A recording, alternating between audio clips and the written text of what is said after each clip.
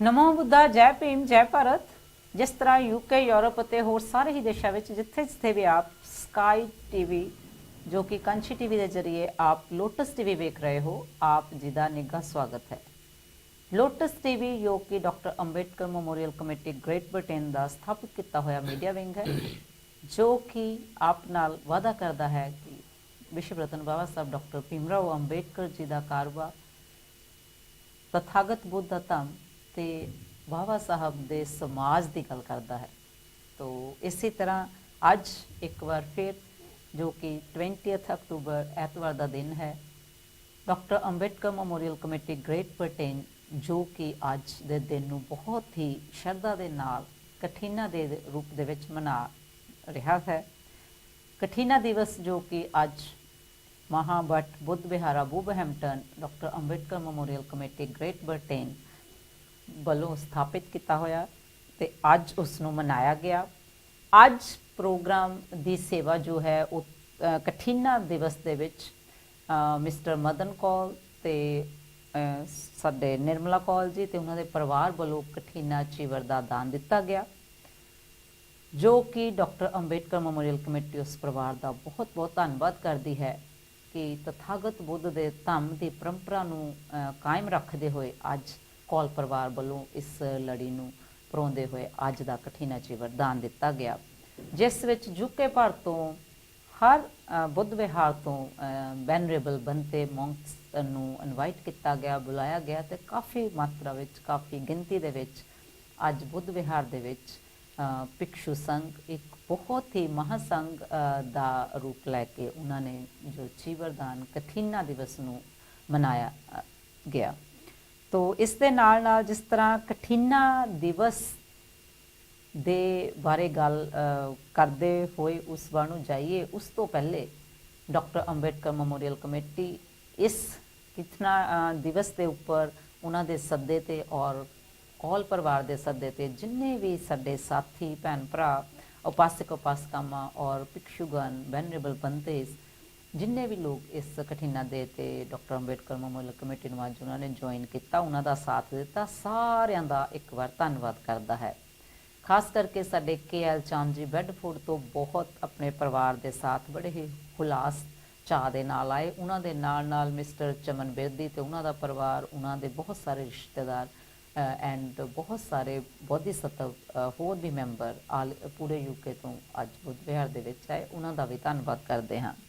ਤੋ ਇਸੇ ਚਰਚਾ ਨੂੰ ਇਸੇ ਤਰ੍ਹਾਂ ਅੱਗੇ ਵਧਾਉਣ ਤੋਂ ਪਹਿਲਾਂ ਕਠੀਨਾ ਡੇ ਦੀ ਗੱਲ ਕਰਨ ਤੋਂ ਪਹਿਲੇ ਅੱਜ ਮੇਰਾ ਸਾਥ ਦੇਣ ਦੇ ਲਈ ਬਹੁਤ ਹੀ ਆਦਰਣੀਏ ਵੈਨਰੇਬਲ ਬੰਤੇ ਧੰਮਾ ਨਾਗ ਜੀ ਮੇਰੇ ਨਾਲ ਹਨ।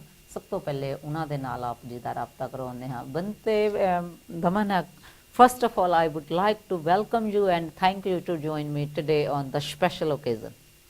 Oh, thank you to you. So thanks to Dhammopasak Madan Kaul and Dhammopasika Nirmala Kaul. So they was offered today Kathina rope to the Sangha, and Sangha decide and consider to who was able of that rope monk. So it's a very big ceremony because of the it's completely I think it's a very big festival in the Buddha Shashana, है ना। तो ये जो आज का समारोह हुआ वो काफ़ी बड़े पैमाने पे हुआ, और इसके लिए आज मैं आप सबको UK TV के माध्यम से UK तथा यूरोप के सभी जितने भी lotus international media Buddhist TV के जितने भी दर्शक हैं उनको मेरी ओर से आपके कठिना दिवस के हार्दिक हार्दिक शुभकामना देता हूँ।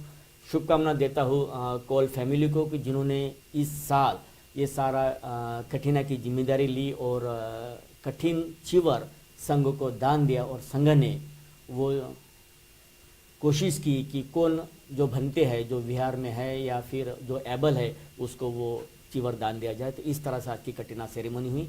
तो निश्चित तौर पे इसके ऊपर में हम आज पूरी जानकारी लेने की कोशिश करेंगे। नमो बुद्धाय, नमो धम्माय, नमो संघाय, जय भीम। थैंक यू ਬੰਤੇ ਜੀ।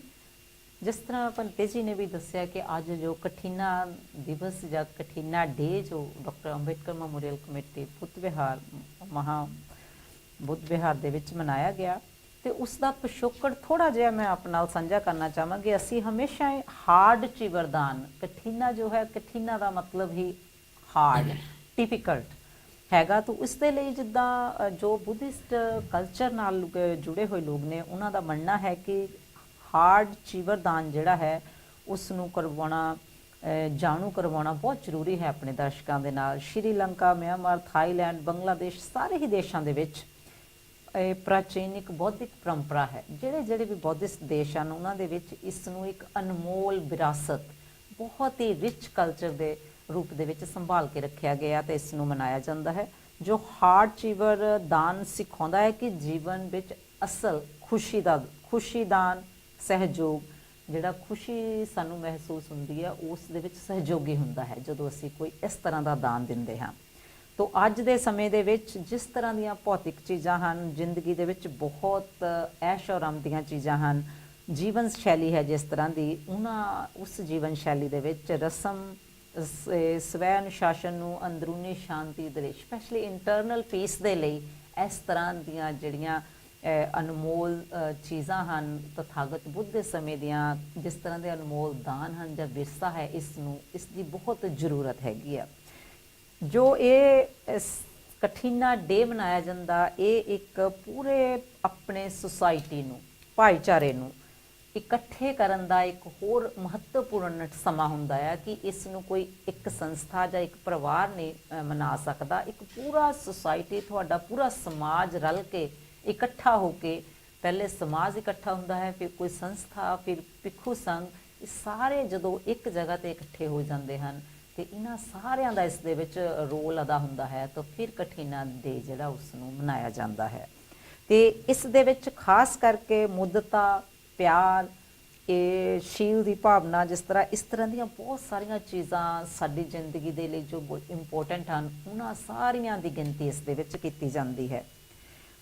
ਇਸੇ ਕਰਕੇ ਤਥਾਗਤ ਬੁੱਧ ਨੇ ਕਿਹਾ ਕਿ ਇਸ ਨੂੰ ਆਪਣੀ ਜ਼ਿੰਦਗੀ ਦੇ ਵਿੱਚ ਜ਼ਰੂਰ ਅਪਣਾਉਣਾ ਚਾਹੀਦਾ ਹੈ। ਇਹ ਬੜੀਆਂ ਮਹੱਤਵਪੂਰਨ, ਕੀਮਤੀ ਜੀਵਨ ਵਿੱਚ ਅਪਣਾਉਣ ਵਾਲੀਆਂ ਚੀਜ਼ਾਂ ਹਨ ਜਿਹੜੀਆਂ ਕਿ ਜ਼ਿੰਦਗੀ ਨੂੰ ਖੁਸ਼ਹਾਲ ਤੇ ਬਹੁਤ ਸੁਖੀ ਬਣਾਉਂਦੀਆਂ ਹਨ। ਇਸ ਕਠੋਰ ਜੀਵਨਦਾਨ ਦਾ ਸੰਦੇਸ਼ ਅਧਿਆਤਮਕ ਅਤੇ ਸੱਭਿਆਚਾਰਕ ਖੁਸ਼ਹਾਲੀ ਦੇਣਾ ਹੈ। ਤੋ ਇਸੇ ਤਰ੍ਹਾਂ ਜਿਸ ਤਰ੍ਹਾਂ ਇਹ ਤਾਂ ਇਸ ਦਾ ਪਿਛੋਕੜ ਹੈ ਤਥਾਗਤ ਬੁੱਧ ਦੇ ਸਮੇਂ ਤੋਂ ਲੱਗ ਕੇ, ਜੋ ਕਿ ਇੱਕ ਬਹੁਤ ਰਿਚ ਕਲਚਰ, ਇੱਕ ਬਹੁਤ ਹੀ, ਜਿਸ ਤਰ੍ਹਾਂ ਇੱਕ ਡਾਇਮੰਡ ਇੱਕ ਹੁੰਦਾ ਹੈ, ਉਸ ਦੀ ਕੋਈ ਕੀਮਤ ਲਗਾਉਣੀ ਬਹੁਤ ਔਖੀ ਹੁੰਦੀ ਹੈ, ਇਸੇ ਤਰ੍ਹਾਂ ਤਥਾਗਤ ਬੁੱਧ ਦਾ ਜੋ ਇਹ ਕਥੀਨਾ ਦਾ ਸਾਡੇ ਲਈ ਇੱਕ ਸ਼ਾਸਨ ਹੈ ਜਾਂ ਕਥੀਨਾ ਦੀ ਜਿਹੜੀ ਪਰੰਪਰਾ ਹੈ ਬਹੁਤ ਹੀ ਰਿਚ ਹੈ। ਇਸ ਦੇ ਬਾਰੇ ਵੀ ਗੱਲਬਾਤ ਕਰਾਂਗੇ। ਸਭ ਤੋਂ ਪਹਿਲੇ ਵੈਨਰੇਬਲ ਬੰਤੇ ਜੀ, ਜਿਸ ਤਰ੍ਹਾਂ ਤੁਸੀਂ ਵੀ ਦੱਸਿਆ ਕਿ ਅੱਜ ਕਠਿਨਾ ਡੇ ਜੋ ਹੈ ਕਿ ਮਨਾਇਆ ਗਿਆ ਬੁੱਧ ਵਿਹਾਰ ਦੇ, ਵੁਲਵਰਹੈਂਪਟਨ ਦੇ ਬੁੱਧ ਵਿਹਾਰ ਦੇ ਵਿੱਚ, ਤੇ ਇਸ ਦੀ ਬਹੁਤ ਹੀ ਜ਼ਿਆਦਾ ਵਧੀਆ ਤਰੀਕੇ ਦੇ ਨਾਲ ਮਨਾਇਆ ਗਿਆ। ਜਦੋਂ ਤੱਕ ਅਸੀਂ ਆਪਣੇ ਦਰਸ਼ਕਾਂ ਨੂੰ ਇਸ ਦੇ ਬਾਰੇ ਦੱਸੀਏ ਕਿ ਇਸ ਨੂੰ ਮਨਾਇਆ ਗਿਆ, ਉਸ ਤੋਂ ਪਹਿਲੇ ਸਭ ਤੋਂ ਪਹਿਲੇ ਮੇਰਾ ਸਵਾਲ ਆਪ ਦੇ ਲਈ ਤੇ ਮੇਰੇ ਦਰਸ਼ਕਾਂ ਦੇ ਲਈ ਰਹੇਗਾ ਕਿ ਅਸਲ ਦੇ ਵਿੱਚ ਕਠਿਨਾ ਹੈ ਕੀ? काफ़ी महत्वपूर्ण सवाल है। और बुद्ध के बाद, जब तक बुद्ध जीवित थे जी, तो बुद्ध के समय बुद्ध की जो मासी माँ थी, प्रजापति गौतमी जी, प्रजापति गौतमी ने बुद्ध के लिए अपने हाथों से चीवर सिया था। और वो सीते समय काफ़ी उसके हाथों से खून बहने लगा, क्योंकि उस समय तो कोई सिलाई मशीन नहीं थी, तो वो सुई धागे से नीडल्स यूज़ किया जाता था, और उससे उसने बड़े फाइन तरीके से उसको सिया और बुद्ध को दान दिया। तो बुद्ध ने जब उसके हाथों को देखा तो बुद्ध सोचते रहे कि आपके हाथ इतने सूजी हुए क्यों, इतने खून से लथपथ क्यों है? तो उनने कहा कि ये चिवर मैंने के लिए बनाया है। तो तब बुद्ध ने कहा कि प्रजापति, ये जो चिवर है, जब तक बुद्ध शासन इस धरती पर जीवित रहेगा तब तक इस चिवर को भी याद किया जाएगा, क्योंकि आपने ये चिवर बड़े ही कठिन तरीके से बनाया है। तो ये चिवर किसी एक व्यक्ति के लिए नहीं हो सकता है, तो आप बुद्ध को दान करने के बजाय संघ को दान करो। जी और संघ डिसाइड करेगा कि वो चिवर किसे दान देना है। तो फिर प्रजापति गौतमी ने वो चिवर संघ को दान दिया और तब से फिर ये कठिना सेरेमनी चलती आई। और इस तरह से पूरे बौद्ध जगत में कठिना का त्यौहार मनाया जाता है।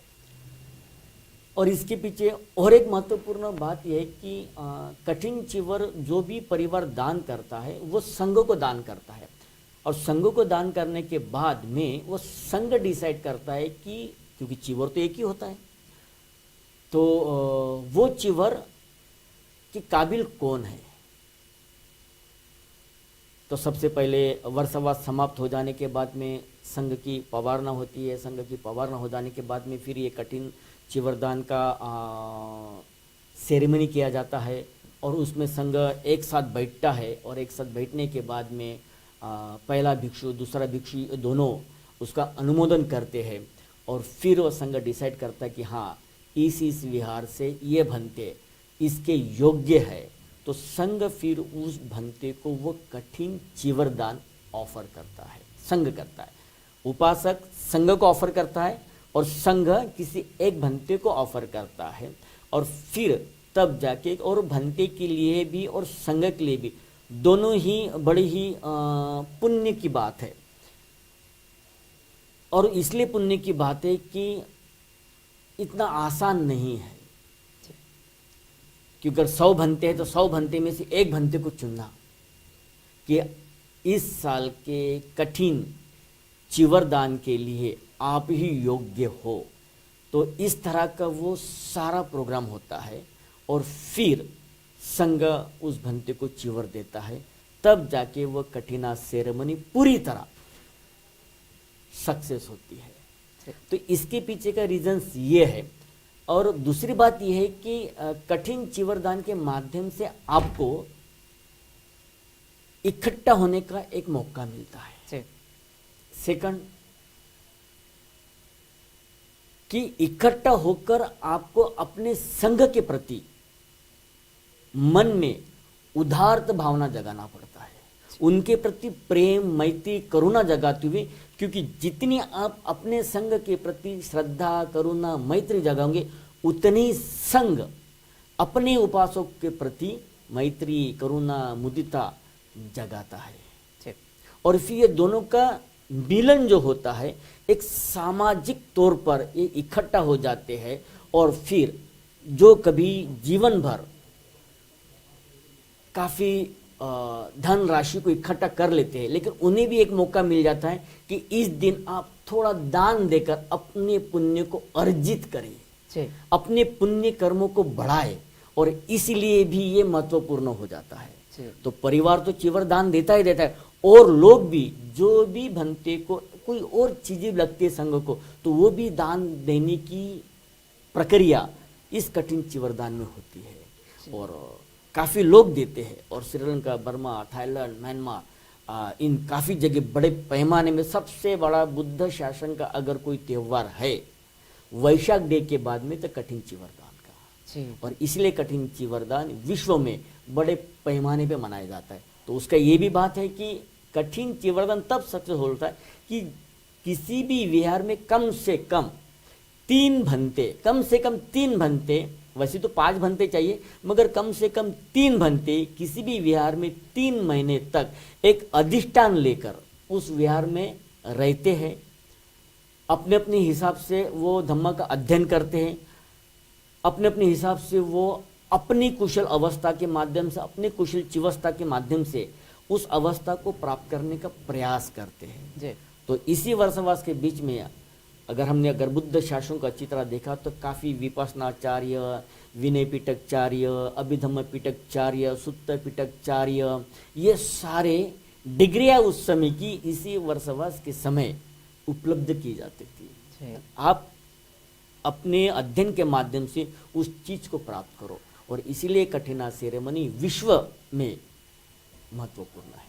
बहुत बहुत धन्यवाद बनते जी कि जिस तरह तुसी दस्या कि कठिना जो बहुत ही इसका इम्पोर्टेंस भी है और एक ये बहुत ही बड़ी एक पूरी की पूरी इसे सिविलाइजेशन बुद्धा के टाइम की एक बहुत ही बड़ी चीज़ इसको माना गया है। बंते जी, जैसे आपने कहा कि जे बहुत सारे बुद्धिस्ट देशों में इसे मनाया जाता है और इसका महत्व क्या है और इसका मतलब क्या है, ये तो आपने बताया।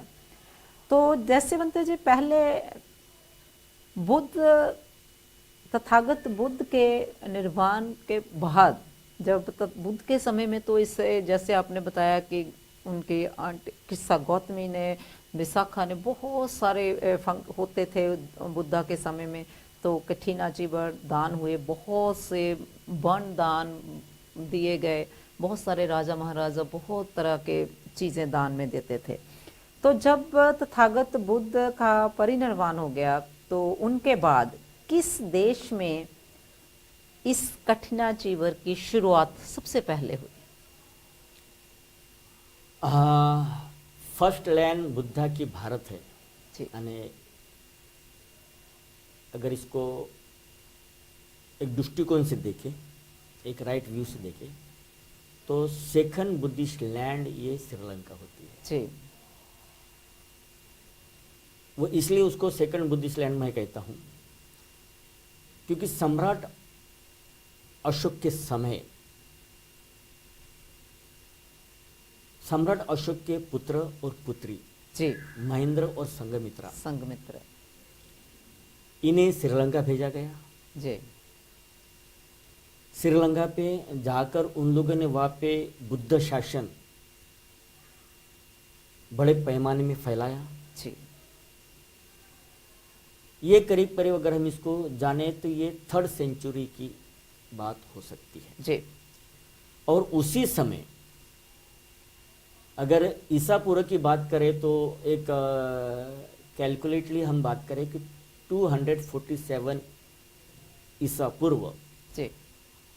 महिंद्रा के माध्यम से श्रीलंका में बुद्ध शासन को फैलाया गया, बुद्ध की शिक्षाएं वहाँ पे दी गई और उसी समय पहला कटिंग चिवर दान श्रीलंका में हुआ और उसकी सारी रिस्पॉन्सिबिलिटी श्रीलंका का एक बहुत प्रसिद्ध राजा था जी।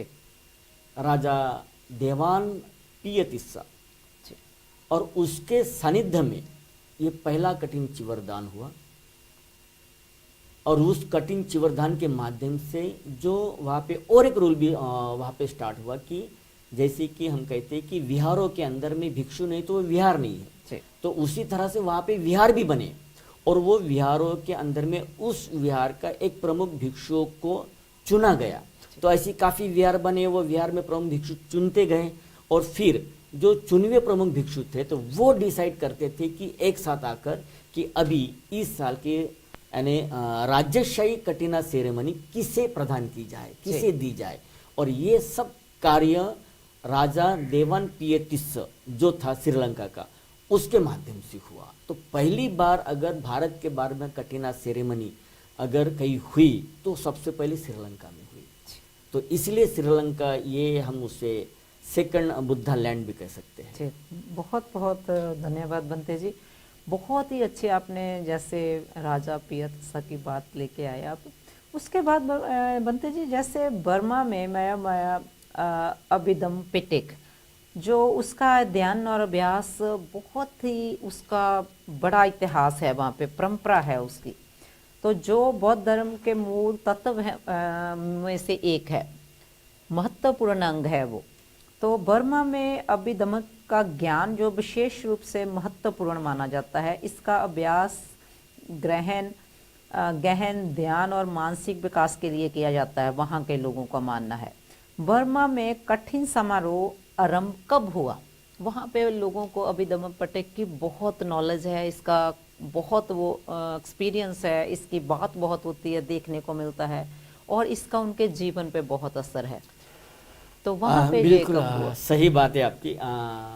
जैसे कि बुद्ध शासन में त्रिपिटक काफ़ी महत्वपूर्ण है, यानी बुद्ध शासन का पूरा ज्ञान त्रिपिटक में छुपा हुआ है।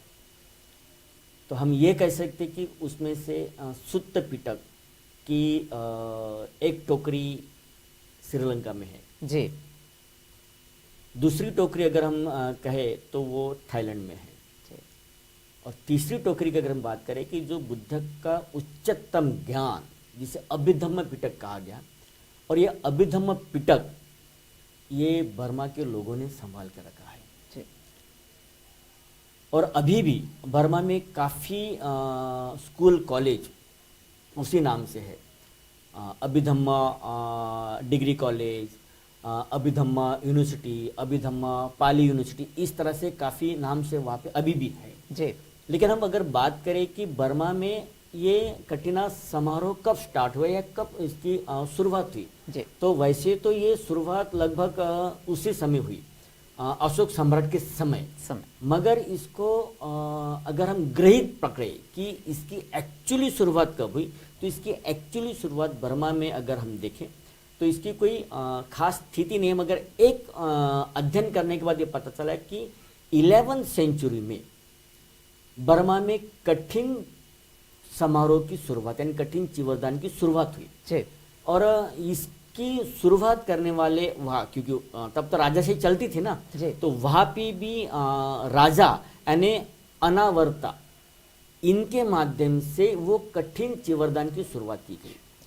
और उन्होंने कठिन चिवरदान की शुरुआत ही नहीं की, तो पूरे बर्मा को एकीकृत किया और पूरे धम्म के माध्यम से बर्मा के सारे भिक्षु तथा उपासक को जोड़ा। और जोड़ने के बाद में उन्होंने जिस तरह से बर्मा में काम किया, तो उनके वजह से ही आज बर्मा का नेशनल रिलीजियस अगर हम कहें तो वो हमको बुद्धिज्म पता चलता है। जी, तो बर्मा में जिसे राजशाही धर्म जिसे कहा जाता है वो बुद्ध का धम्म है। और वो बुद्ध का धम्म अगर सही मायने में स्थापित करने वाला कोई राजा था तो वो राजा अनावरता था। और उसके समय में ही 11वीं सेंचुरी में ये राजशाही धर्म वापस स्थापित हुआ, बुद्ध का धम्म स्थापित हुआ, लोग जुड़ते गए और फिर इसको एक कठिना का स्वरूप दिया गया, क्योंकि परंपरा तो चलती आ रही थी। तो फिर इसे कठिना समारोह के माध्यम से वहाँ के लोगों को कुशल कर्म करने का एक मौका प्राप्त हुआ। जी, आज भी अगर हम बर्मा में जाते हैं तो आज भी देखते हैं तो बर्मा वैसे तो काफ़ी यानी कंपेयर टू अदर्स कंट्री काफ़ी यानी इकोनॉमिकली पुअर है। मगर बर्मा और तथा बर्मा के लोगों के अंदर में एक पारमी सबसे ज़्यादा है, वो दान पारमी। बर्मा के लोगों के अंदर में जो दान पारमी, तो अगर हम इसको थोड़ा सा और डीप में लेके जाए तो छठे संगायन के समय डॉक्टर बाबा साहब आम्बेडकर जब बर्मा में जाते हैं, तो बर्मा में जाते डॉक्टर बाबा साहब आम्बेडकर वहाँ पे देखते हैं कि बर्मा के लोग क्या कर रहे हैं। तो doctor Baba Saheb Ambedkar writing and speeches में लिखते हैं कि बर्मा के लोगों की एक खासियत मैंने देखी कि वो दिन भर में अगर 100 रुपये कमाते फॉर एग्जाम्पल, तो उसमें से 80 रुपये धम्मों को दान देते और 20 रुपये में अपनी जीविका चलाने की कोशिश करते हैं। एंड इस तरह से वो अपने धम्म के प्रति अपनी श्रद्धा, अपना समर्पण, अपना डेडिकेशंस बताते हैं। तो डॉक्टर बाबा साहब ने वही फार्मूला उसका अगेंस्ट कर दिया इंडिया में। जब बाबा साहब ने बुद्धिज्म को एडॉप्ट किया तो तब बाबा साहब ने कहा था कि अगर बर्मा के लोग 80 रुपये दान करते हैं तो मैं आपको ये नहीं कहूँगा आप 80 रुपये दान करो, क्योंकि हम तो तब तो लड़ रहे थे अपने लड़ाई के लिए, तो आप कम से कम 20 रुपये दान करो और 80 रुपये में अपना जीवन गुजारा करो। तो इस तरह से बाबा साहब ने वहाँ से भी हमें दिया।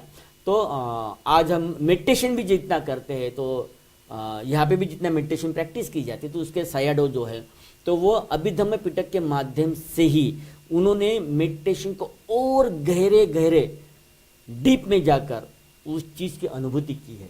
तो बर्मा का रोल भी इसमें काफ़ी इम्पोर्टेंस है और बड़े पैमाने में बर्मा में भी कटिना समारोह मनाया जाता है।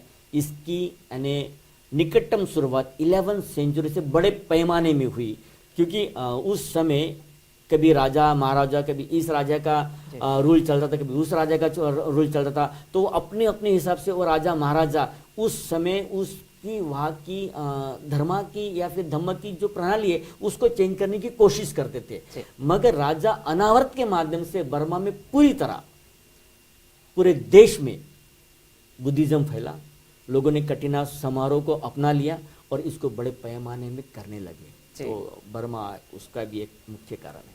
ਬਹੁਤ ਬਹੁਤ ਧੰਨਵਾਦ ਬੰਤੇ ਜੀ ਕਿ ਆਪ ਤੁਸੀਂ ਬਹੁਤ ਹੀ ਅੱਛੀ ਉੱਥੇ ਦੀ ਜਾਣਕਾਰੀ ਦਿੱਤੀ ਕਿ ਬਰਮਾ ਦਾ ਕਲਚਰ ਜੋ ਬੁੱਧਿਸਟ ਕਲਚਰ ਹੈ ਕਿੰਨਾ ਰਿਚ ਹੈ ਔਰ ਕਿੰਨੇ ਉਹ ਦਾਨੀ ਪੁਰਸ਼ ਲੋਕ ਹਨ, ਕਿੰਨਾ ਉਹ ਧੰਮ ਦੇ ਵਿੱਚ ਹੈਗੇ ਨੇ ਜੁੜੇ ਹੋਏ। ਤੋ ਜਿਸ ਤਰ੍ਹਾਂ ਤੁਸੀਂ ਬੰਤੇ ਜੀ ਦੱਸਿਆ ਕਿ ਇੰਡੀਆ ਦੇ ਵਿੱਚ, ਸ਼੍ਰੀਲੰਕਾ ਦੇ ਵਿੱਚ, ਬਰਮਾ ਦੇ ਵਿੱਚ ਜੋ ਬੁੱਧ ਧਰਮ ਹੈ ਬੜਾ ਹੀ ਉਸ ਨੂੰ ਉੱਚੇ ਦਰਜੇ ਦੇ ਨਾਲ, ਬੜਾ ਹੀ ਉਸ ਨੂੰ ਅਨਮੋਲ ਤਰੀਕੇ ਦੇ ਨਾਲ ਲਿਆ ਜਾਂਦਾ ਆਪਣੀ ਜ਼ਿੰਦਗੀ ਦੇ ਵਿੱਚ। ਤੇ ਅਗਰ ਉਸ ਤੋਂ ਅਸੀਂ ਥੋੜਾ ਜਿਹਾ ਵਧੀਆ, ਜਿਸ ਤਰ੍ਹਾਂ ਤੁਸੀਂ ਦੱਸਿਆ ਕਿ ਥਾਈਲੈਂਡ, ਕੰਬੋਡੀਆ, ਹੋਰ ਵੀ ਬਹੁਤ ਸਾਰੇ ਦੇਸ਼ਾਂ ਦੇ ਵਿੱਚ ਬੁੱਧ ਧਰਮ ਨੂੰ ਬਹੁਤ ਅੱਛੇ ਤਰੀਕੇ ਦੇ ਨਾਲ ਇਹ ਪ੍ਰਵਲਿਤ ਹੈਗਾ, ਪ੍ਰਚਲਿਤ ਵੀ ਹੈ, ਇਸ ਨੂੰ ਮੰਨਿਆ ਜਾਂਦਾ।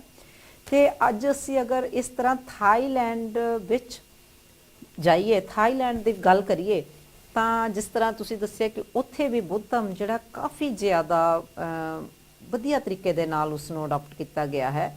ਤੇ ਜਿਸ ਤਰ੍ਹਾਂ ਅੱਜ ਕਠੀਨਾ ਦਿਵਸ ਦੀ ਗੱਲ ਅਸੀਂ ਕਰ ਰਹੇ ਹਾਂ, ਕਠੀਨਾ ਡੇ, ਕੀ ਤੁਸੀਂ ਆਪਣੇ ਐਕਸਪੀਰੀਅੰਸ ਦੇ ਵਿੱਚ ਜਾਂ ਤੁਹਾਡੀ ਨੌਲੇਜ ਦੇ ਵਿੱਚ ਥਾਈਲੈਂਡ ਦੇ ਵਿੱਚ ਵੀ ਇਸ ਤਰ੍ਹਾਂ ਦਾ ਕਠੀਨਾ ਦਿਵਸ ਦੀ शुरुआत कदों हुई ਜਾਂ किस तरह उत्थे भी इसनूं लिया जाता? बिल्कुल, इसके बारे में भी हम आपसे बातचीत करते हैं।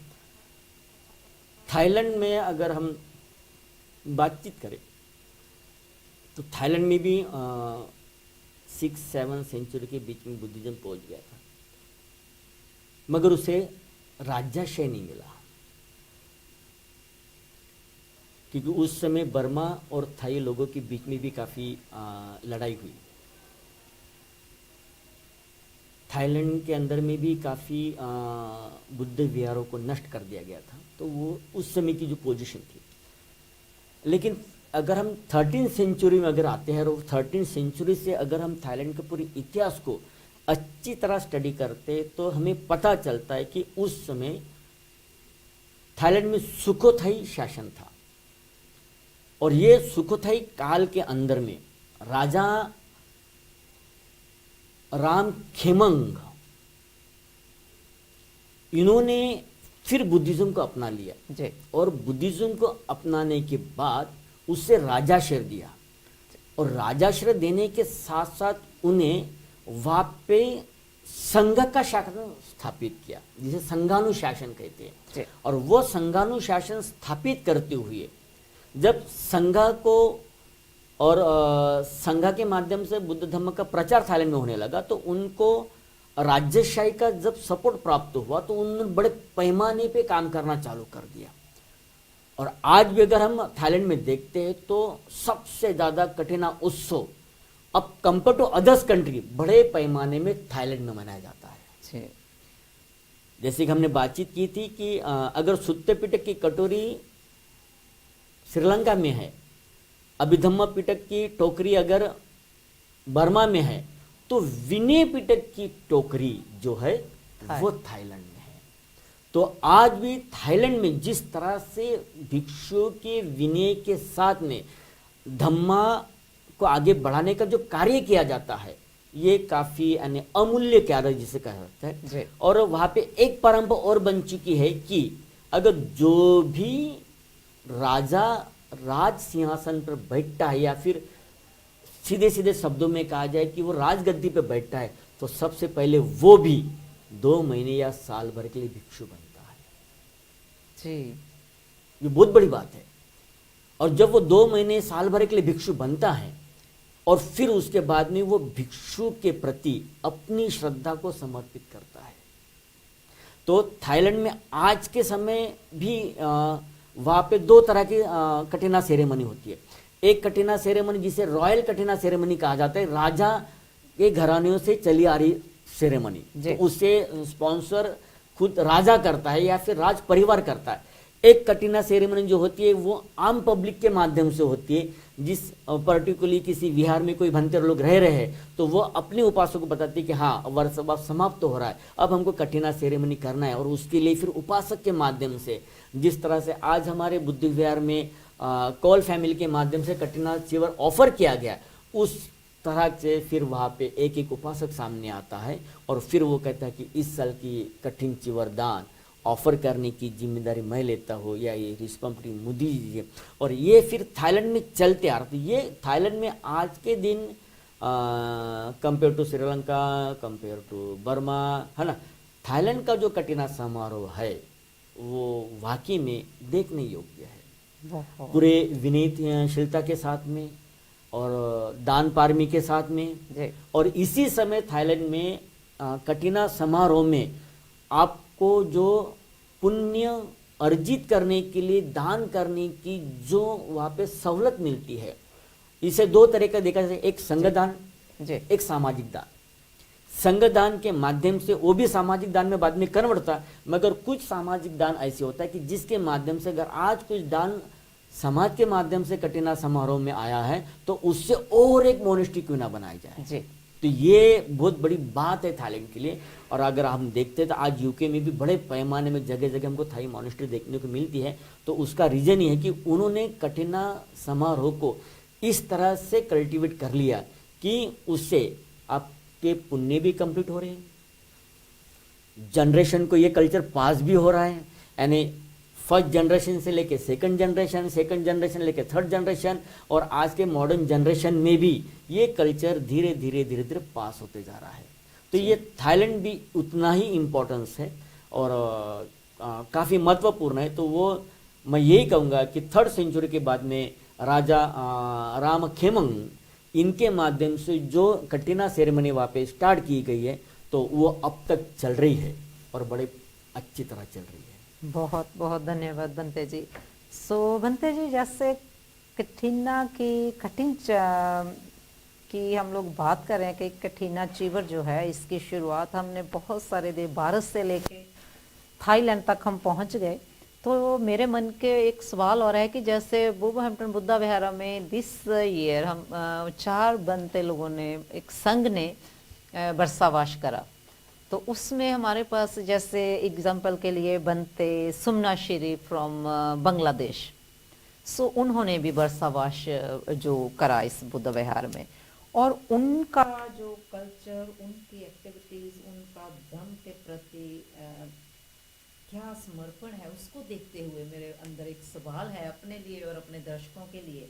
जैसे हमने अदर दूसरे कंट्रीज में बताया कि वहाँ पे बुद्धम का कैसा कल्चर है, तो बांग्लादेश जो बनते सुमना श्री वहाँ से हैं और वहाँ पे एक जो एक मुस्लिम कंट्री है मोस्टली, तो वहाँ पे बुद्धम का कैसा है आचरण, और वहाँ पर अगर है तो कैसे वहाँ पे बुद्धम पहुँचा?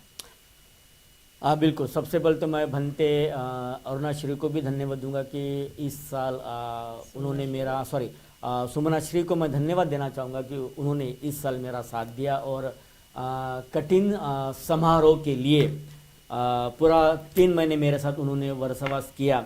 मैं उनका भी धन्यवाद देता हूँ। आपने बांग्लादेश की बातचीत की, तो आज वो बांग्लादेश है लेकिन कभी वो पहले जम्मू प्रांत यानी भारत का ही एक पार्ट था और अशोक सम्राट के समय से काफ़ी प्रभावित था 3rd सेंचुरी से जी। और 3rd सेंचुरी के बाद में अशोक सम्राट के बाद में सबसे ज़्यादा बांग्लादेश में अगर फिर किसका काम हुआ तो पाला वंश का हुआ। तो पाला वंश ने 8th सेंचुरी से लेकर तो 12th सेंचुरी तक बांग्लादेश में बहुत बड़ा काम किया जी।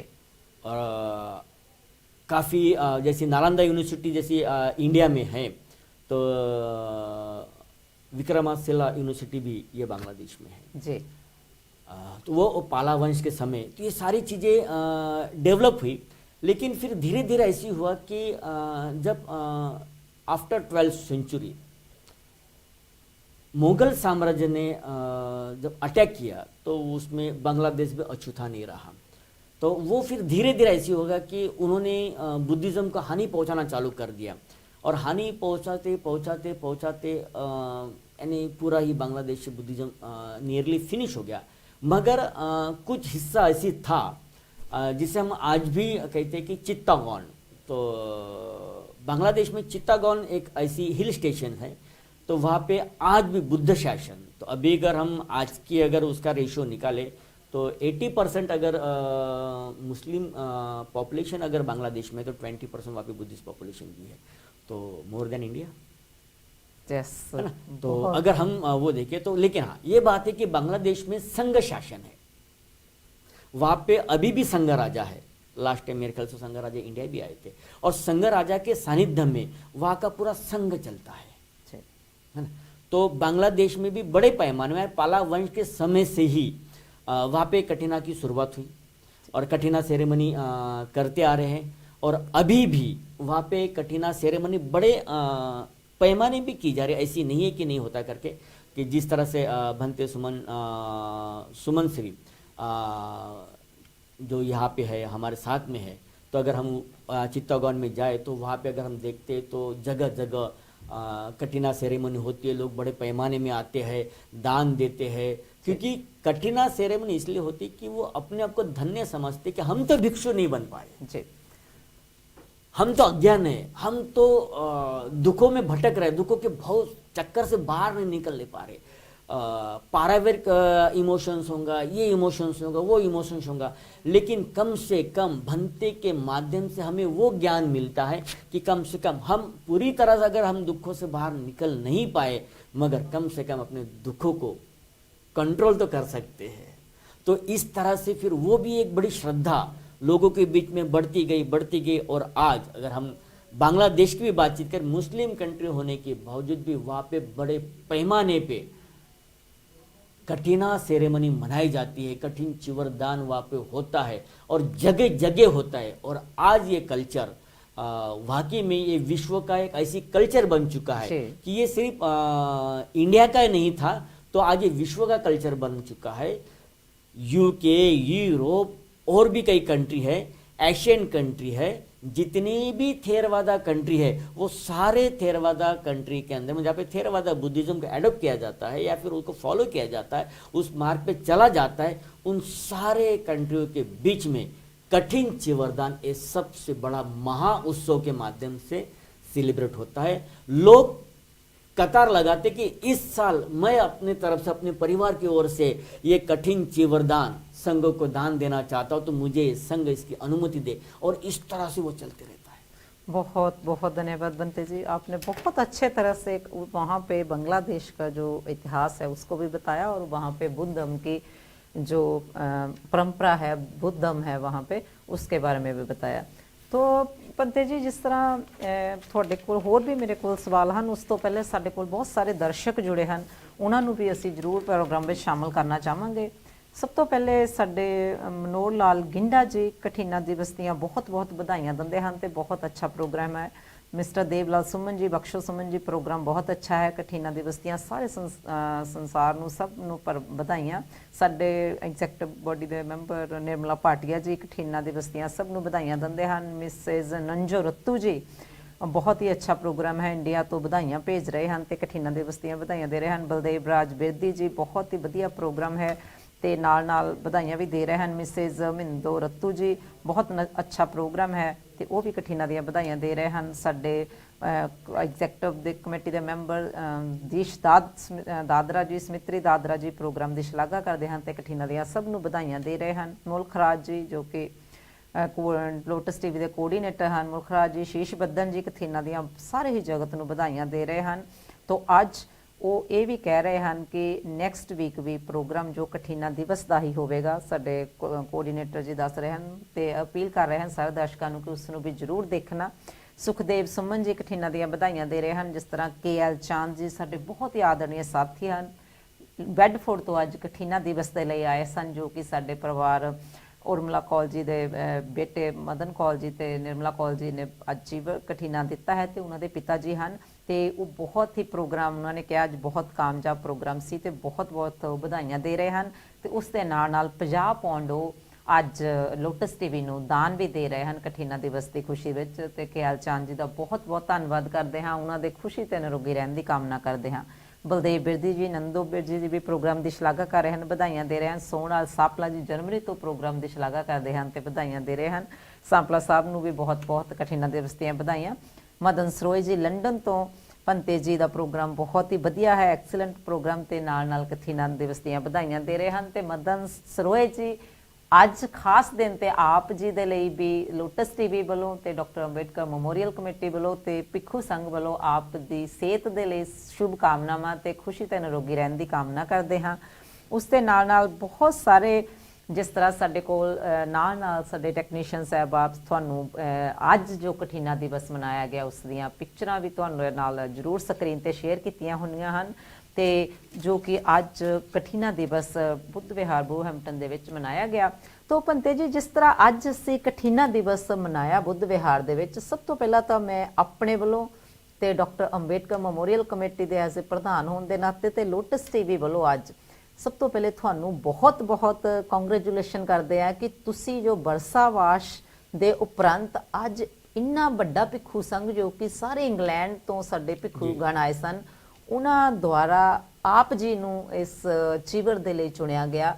ਤੋ ਆਪ ਜੀ ਨੂੰ ਕਠੀਨਾ ਚੀਵਰ ਜੋ ਅੱਜ ਵੁਲਵਰਹੈਂਪਟਨ ਬੁੱਧ ਵਿਹਾਰ ਦੇ ਵਿੱਚ ਦਿੱਤਾ ਗਿਆ ਤੇ ਉਸ ਦੇ ਲਈ ਆਪ ਦੇ ਲਈ ਸ਼ੁਭ ਕਾਮਨਾਵਾਂ ਤੇ ਉਸ ਦੇ ਲਈ ਤੁਹਾਨੂੰ ਬਹੁਤ ਬਹੁਤ ਵਧਾਈ। ਤੇ ਉਸ ਦੇ ਨਾਲ ਨਾਲ ਭੰਤੇ ਜੀ ਇੱਕ ਕੁਐਸਚਨ ਮੇਰਾ ਆਪਣੇ ਲਈ ਤੇ ਦਰਸ਼ਕਾਂ ਦੇ ਲਈ ਹੈ ਅਖੀਰ ਦੇ ਵਿੱਚ ਕਿ ਜਿਸ ਤਰ੍ਹਾਂ ਅੱਜ ਕਠੀਨਾ ਦਿਵਸ ਮਨਾਇਆ ਗਿਆ ਜੋ ਕਿ ਬਹੁਤ ਲੰਬੇ ਸਮੇਂ ਤੋਂ ਪ੍ਰਾਚੀਨ ਕਾਲ ਤੋਂ ਬੁੱਧ ਦੇ ਸ਼ਾਸਨ ਤੋਂ ਚੱਲਦਾ ਆ ਰਿਹਾ, ਅਸੀਂ ਸਾਰੇ ਦੇਸ਼ਾਂ ਦੇ ਵਿੱਚ ਗੱਲ ਕੀਤੀ ਕਿ ਚੱਲਦਾ ਹੈ ਤੇ ਇਸ ਦੀ ਬਹੁਤ ਇੰਪੋਰਟੈਂਸ है। तो इस नु देखते हुए आप पिछली प्राचीन की बात करी, आज की बात करी, तो फ्यूचर में आप इसको कैसे देखते हैं? ये एक्चुअली देखिए कि ये तो हमारा कल्चर है जी, ये बुद्ध का शासन है और इस कल्चर को हम कोई आज नहीं बना रहे। अगर हम बुद्ध के समय से बातचीत करें तो आज करीब करीब 2600 ईयर नियरली कंप्लीट होते हैं। इसमें पूरे विश्व में अप्स एंड डाउन्स काफ़ी सिचुएशन हुई है जी, मगर इस समारोह के लिए किसी तरह की कमी नहीं आई। अब आपने कहा कि हम मॉडर्न युग के लिए क्या देख सकते फ्यूचर। मॉडर्न युग के लिए चाहे हम कितने भी मॉडर्न बन जाए, लग्जरी है, इकोनॉमिकली पावर है, वो मान सम्मान भी है, सब कुछ है, मगर आपके पास में एक चीज की कमी रह जाएगी। वो चीज की कि आप चाहे कितना भी धन कमा लो, मगर आपके धन का लाभ आपके अलावा अगर किसी और को प्राप्त नहीं होगा तो फिर आपका धन किसी काम का नहीं जी। और कठिना समारोह या कठिना सेरेमनी इस बात का प्रतीक है। बुद्ध शासन से लेके तो अब तक ये ऐसी मैसेज देता है कि एक समय ऐसे आएगा कि आपको अपने पुण्य कार्य करने के लिए प्रेरित होना पड़ेगा। और कठिना समारोह उन सबको ये दरवाजे खुले करता है कि अब तो थोड़ा पुण्य कार्य कर ले। यानी एक बेशक हम मॉडर्न है मगर कल्चर के माध्यम से हम पुअर हैं जी। तो ये कठिना सेरेमनी हमें रिच बनाता है। तो रिच कैसे बनाता है? रिच इकोनॉमिकल नहीं बनाता, रिच बनाता है रिलीजियसली, रिच बनाता है मेंटली, रिच बनाता है आपको कल्चरली। तो वो जो सारी चीज है, तो अगर हम आज से जैसे कि आपने कहा कि मॉडर्न, तो आज तो हमारे वट महासंबुन बुद्ध विहार है ना, डॉक्टर अंबेडकर मेमोरियल कमेटी ने जो बुद्ध विहार बनाया है, उस बुद्ध विहार में हमारे फ्यूचर के लिए आज से कठिना सेरेमनी बुक है जी, है ना। हमारे पास में लिस्ट लगी हुई कि 2036, 37, 38 तक हमारे लिए कठिना ऑफर करने के लिए लोग रेडी है ना। तो ये तो आज तो हमारे बच्चे जो मॉडर्न है, लेकिन कल्चर को जो पकड़ के है तो वो कल्चर उनको डेवलप। तो ये जो है मॉडर्न सिटी कितनी भी निर्माण हो जाए, मगर अगर आपके अंदर में किसी को सम्मान देने की भावना नहीं है और किसी से सम्मान लेने की भावना नहीं है, किसी के ज्ञान को समझने की अगर भावना नहीं है, तो वो मॉडर्नाइजेशन किसी काम का नहीं है। तो ये सोचो यूके अमेरिका जैसी जो देश है compare to India and others poor country काफ़ी मॉडर्न है, लेकिन उस कंट्री में भी बुद्धा की शिक्षाएं उन्हें फ्यूचर बताती है। जैसे कि 41 ईयर्स से कल्चर चल रहा है। सोचने वाली बात है। अगर हम वट महासंबुन बुद्ध विहार की बात करें तो भंते महासंबुन का नाम इसलिए लेना जरूरी है कि भंते महासंबुन पूरे यूके के लिए, स्पेशली इंडियन सोसाइटी के लिए वो सूरज की किरण साबित हुए कि उन्होंने एक ऐसी धम्मक की रोशनी आपके ऊपर में डाली। आज भंते संबुन हमारे बीच में नहीं है, मैं उनको नम्रता के साथ में वंदन करता हूँ, प्रणाम करता हूँ, मगर उनके साथ भी मुझे कुछ समय गुजारने का मौका मिला और यही कहूँगा कि अगर भंते संबुन हमारे बीच में नहीं होते तो बेशक ये संस्कार भले ही भारत से उत्पन्न हुआ हो, भले ही भारतीय लोगों का हो, लेकिन हम इस संस्कार से भी हम अंधेरे में थे।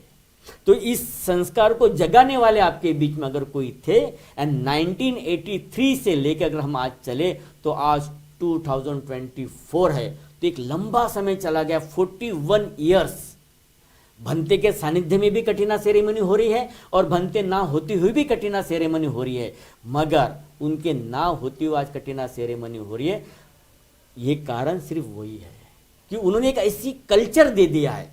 तो मॉडर्न तो आप लोग भी थे उस समय कंपेयर टू अदर्स कंट्री, लेकिन कल्चर के बगैर तो आपकी कोई पहचान ही नहीं थी ना।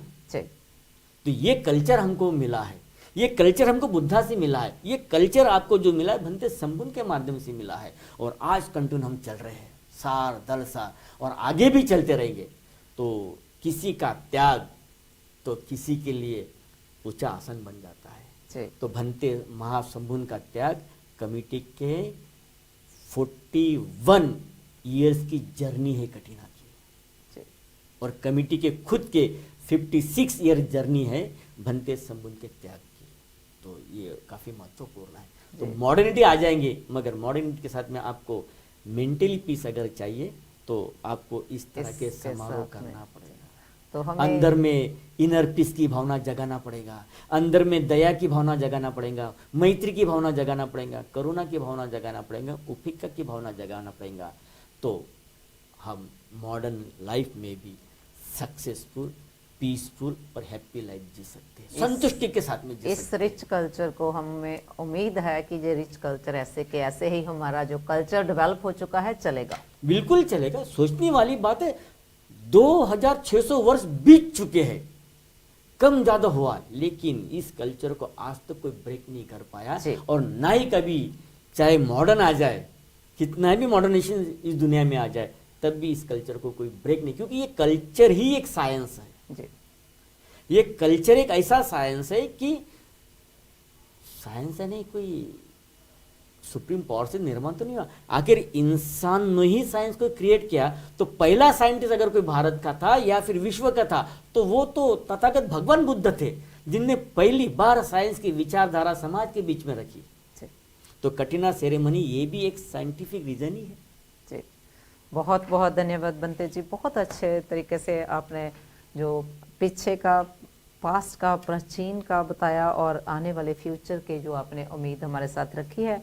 तो एक बार फिर जिन्ने भी दर्शकों ने सानू फोन कॉल्स किए हैं ਜਾਂ ਅੱਜ ਦੇ ਕਠਿਨਾ ਦਿਵਸ ਤੇ ਡਾਕਟਰ ਅੰਬੇਡਕਰ ਮੈਮੋਰੀਅਲ ਕਮੇਟੀ ਔਰ ਕੌਲ ਪਰਿਵਾਰ ਦਾ ਸਾਥ ਦਿੱਤਾ ਹੈ, ਉਹਨਾਂ ਦਾ ਫਿਰ ਧੰਨਵਾਦ ਕਰਦੇ ਹਾਂ। ਸਾਡੇ ਨਾਲ ਹੋਰ ਥੋੜੇ ਫੋਨ ਕਾਲਸ ਜੁੜੇ ਹਨ, ਜਿਸ ਦੇ ਵਿੱਚ ਸ਼ਾਮ ਲਾਲ ਕੈਂਥ ਜੀ ਪ੍ਰੋਗਰਾਮ ਬਹੁਤ ਵਧੀਆ ਹੈ, ਉਹ ਵੀ ਕਠਿਨਾ ਦੀਆਂ ਵਧਾਈਆਂ ਦੇ ਰਹੇ ਹਨ। ਰਮੇਸ਼ ਜੱਸਲ ਜੀ, ਸਤਿਆ ਜੱਸਲ ਜੀ ਪ੍ਰੋਗਰਾਮ ਬਹੁਤ ਵਧੀਆ ਹੈ, ਕਠਿਨਾ ਦੀਆਂ ਵਧਾਈਆਂ ਦੇ ਰਹੇ ਹਨ। ਹੰਸਰਾਜ ਮਹਿਮੀ ਜੀ ਪ੍ਰੋਗਰਾਮ ਨੂੰ ਪਸੰਦ ਕਰ ਰਹੇ ਹਨ ਤੇ ਕਠਿਨਾ ਦੀਆਂ ਵਧਾਈਆਂ ਦੇ ਰਹੇ ਹਨ। अमिताभ कौलधार जी, दर्शना कौलधार जी प्रोग्राम बहुत वधिया है, बधाइयां भी दे रहे हैं। राम प्रकाश मम्मन जी बहुत ही वधिया प्रोग्राम है, भंते जी के विचार भी बहुत अच्छे हैं। जसवीर करड़े जी प्रोग्राम बहुत वधिया है, तो कठिना दियां सारे ही मैंबरां नूं, सारे ही भाईचारे नूं बधाइयां दे रहे हैं। तो भंते जी, जिस तरह अज कठिना दिवस बहुत ही अच्छे तरीके दे नाल 41 जिस तरह असीं दस्सिया है कि डॉक्टर अंबेडकर मैमोरीअल कमेटी जो कि वुलवरहैम्पटन दा बुद्ध विहारा भंते जी दी सदका चल रहा है, और इस नूं हर साल बहुत ही चावां ते उल्लासां दे नाल, बहुत मेहनत दे नाल, बहुत लगन दे नाल मनाया जाता है। तो जिन्ने भी साडे साथी वक्रियां वक्रियां थावां तो अज इस समारोह दे विच शामिल होए, सारियां दा धन्नवाद। ਉਹਨਾਂ ਦੇ ਲਈ ਬਹੁਤ ਬਹੁਤ ਬੈਸਟ ਵਿਸ਼ੇਸ ਕੀਤੀਆਂ ਗਈਆਂ, ਉਹਨਾਂ ਨੂੰ ਪੰਤੇ ਭਿੱਖੂ ਸੰਘ ਕੋਲੋਂ ਬਹੁਤ ਬਲੈਸਿੰਗ ਦਿੱਤੀਆਂ ਗਈਆਂ। तो आखिर दे विच बनते जी आप क्या कहना चाहेंगे तथागत बुद्ध के कल्चर के लिए और जो दर्शक हमें देख रहे हैं उनके लिए बेस्ट विशेस के लिए? अंत में मैं यही कहूँगा कि व्यक्तिगत हम बड़े हो सकते लेकिन कल्चर के तौर पे हम बड़े नहीं हो सकते, और कल्चर बहुत ज़रूरी है। अगर आपने अपनी संस्कृति की पहचान खो दिए तो ये समझ लेना कि आपने अपने आप को खो दिया है। तो बुद्ध का जो कल्चर है जो सदियों से चला आ रहा है और आगे भी चलता रहेगा, और इसी तरह से हम इस कल्चर को अपनाते हुए इसको जनरेशन टू जनरेशन पास करने की कोशिश करें, अपने बच्चों को अपने पोतों को बताए कि हम आज जो बड़े हुए जो भी हमको समझ मिल रही है ये सिर्फ बुद्ध के धम्म के माध्यम से मिल रही है। जी बहुत बहुत धन्यवाद बनते जी, आपने आज मेरा साथ दिया और बहुत अच्छा कठिना दिवस हम सेलिब्रेट करके आ रहे हैं, और एक बार फिर आपके लिए शुभकामनाएं कि आपको कठिना जीवन मिला। समय जो इजाजत नहीं दे रहा, अगली बार एक प्रोग्राम दे लिए मिलांगे, उदों तक दे लिए आपको इजाजत मंगते हैं। नमो बुद्धा, जय भीम, जय भारत जी। साधुवाद, आप सबका कल्याण हो, मंगल हो। साधु साधु साधु।